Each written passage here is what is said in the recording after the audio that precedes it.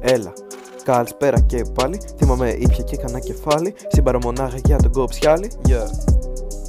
Πήγαμε τους μάγκες μέσα στο μάλι. Στα ευτύχης μυριμάζεις θα ήμουν ο μάγκης. Σαν τραγουδιστής μόνο ο Δημάκης.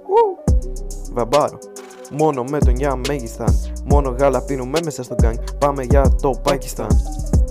Οι βλάκες θα πάνε μέσα στο Κυργιστάν. Κάποιοι άλλοι στο Τατζικιστάν. Μα δεν γαμάει σαν το Γιουνάνισταν. Τώρα πήγα σε μια μπειραρία. Με σταμάτησε μια κυρία. Μη να τραβάω μαλακία.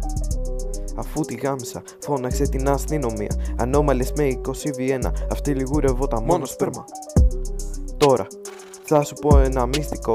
Θα το δώσω στο ροκόρε μπρο. Γιατί νιώθω όλος και έχω πύρετο. Έσκασε σαν πύραυλος, γίνομαι ένα στενόνι και πάω στον πύργο με πονάρεδρο ύφος υποποταμό.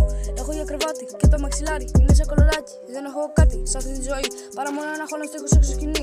Είμαι ο καλύτερος ράπερ στη δικιά μου πολυκατοικία. Ο Μπάμπης το έπαιζε, πολύ ελιτία. Μου σκάει χαστούκια, ένα σπίτι της. Γίνομαι ηλίθιος και είμαι και αλήθιος. Γίνομαι ένας μίζερος και μου την πέφτει μέχρι ο ποταμός.